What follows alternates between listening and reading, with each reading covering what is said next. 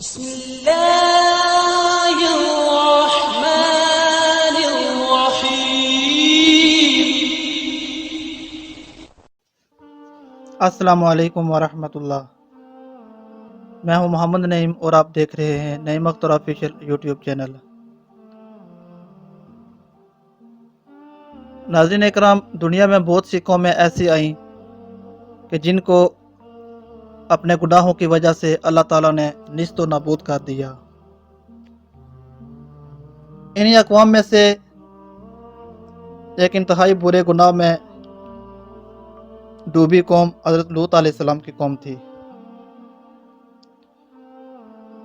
تو آج میں بات کروں گا قوم لوط کے حوالے سے.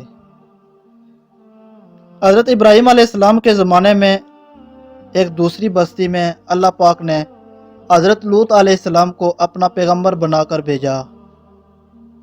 حضرت لوط علیہ السلام کی قوم کے لوگ بڑی بے شرمی کے کام کیا کرتے تھے.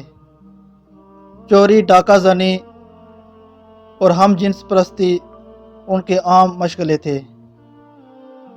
حضرت لوط علیہ السلام نے بار بار سمجھایا کہ تم ایسی بے شرمی کے کام کیوں کرتے ہو جو تم سے پہلے دنیا میں کسی نے نہیں کیے. تم عورتوں کو چھوڑ کر لڑکوں سے بے شرمی کی بات کرتے ہو. ان کی قوم والوں کو اور کوئی جواب نہیں آیا تو کہنے لگے کہ لوط اور اس کے گھر والوں کو اپنے گاؤں سے نکال دو، یہ بہت پاک بنے پھرتے ہیں. حضرت لوط علیہ السلام نے پھر سمجھایا کہ دیکھو، جو کچھ میں کہتا ہوں تمہاری ہی بھلائی کے لیے کہتا ہوں. میں تم سے یہ نہیں کہتا کہ جو کچھ میں تم کو نصیحت کرتا ہوں اس کے بدلے مجھ کو کوئی پیسہ یا مزدوری دو، بلکہ اس کا بدلہ تو مجھ کو اللہ تعالیٰ دیں گے. حضرت لوط علیہ السلام کی نصیحت کا ان پر کوئی اثر نہ ہوا اور کہنے لگے کہ جس عذاب سے تو ہم کو ڈراتا ہے، اگر تو سچا ہے تو ایک دن اس عذاب کو ہم پر لے آ. پھر کیا ہوا؟ آخر خدا کا غضب جوش میں آ گیا. اللہ نے فرشتوں کو خوبصورت لڑکوں کی شکل میں حضرت لوط علیہ السلام کے مکان پر بھیجا.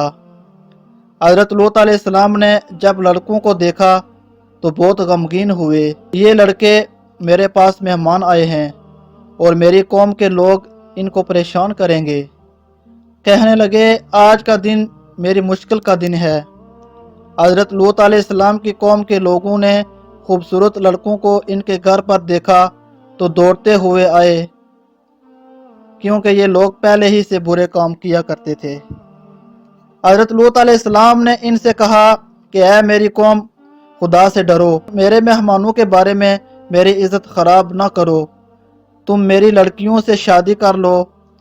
کیا تم میں کوئی بھی بلا مانس نہیں ہے؟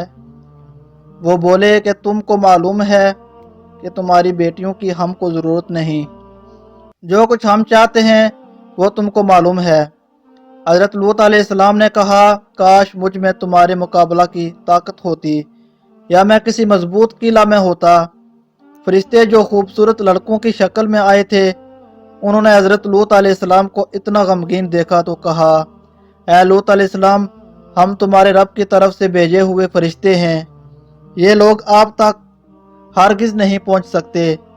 آپ رات کے اندھیرے میں اپنے گھر والوں کو لے کر اس بستی سے چل دیں اور کوئی شخص پیچھے مڑ کر نہ دیکھے، مگر اپنی بیوی کو چھوڑ دینا کیونکہ وہ کافرہ ہے، اور جو آفت اس بستی پر آنے والی ہے وہ اس پر بھی آ پڑے گی. اس بستی پر صبح کے قریب اللہ تعالیٰ کا عذاب ہوگا. حضرت لوط علیہ السلام خدا کے حکم کے بموجب اپنی بیوی کو چھوڑ کر بقیہ اپنے گھر والوں کو لے کر رات کو اس بستی سے چل نکلے. صبح کے قریب اللہ کا عذاب آیا اور اس بستی پر پتھر اور کنکروں کی بارش شروع ہوئی. پھر اس بستی کو اٹھا کر الٹا پٹخ دیا اور اسے نیچے اوپر کر دیا، اور وہ بستی جس کے لوگ لڑکوں سے بے شرمی کی باتیں کرتے تھے اور حضرت لوط کے منع کرنے سے نہیں مانتے تھے، سب فنا ہو گئے. یہ تو تھی ان کی دنیا میں خرابی، اور دوزخ کا عذاب ابھی باقی. خدا تعالی ہم سب کو ایسے بے شرمی کی باتوں سے محفوظ رکھے، اور اللہ تعالی سب مسلمانوں کو ہدایت نصیب عطا فرمائے. اللہ سب کا حامی و ناصر ہو۔ مجھے دیجیے اجازت۔ السلام علیکم ورحمۃ اللہ۔ اللہ حافظ۔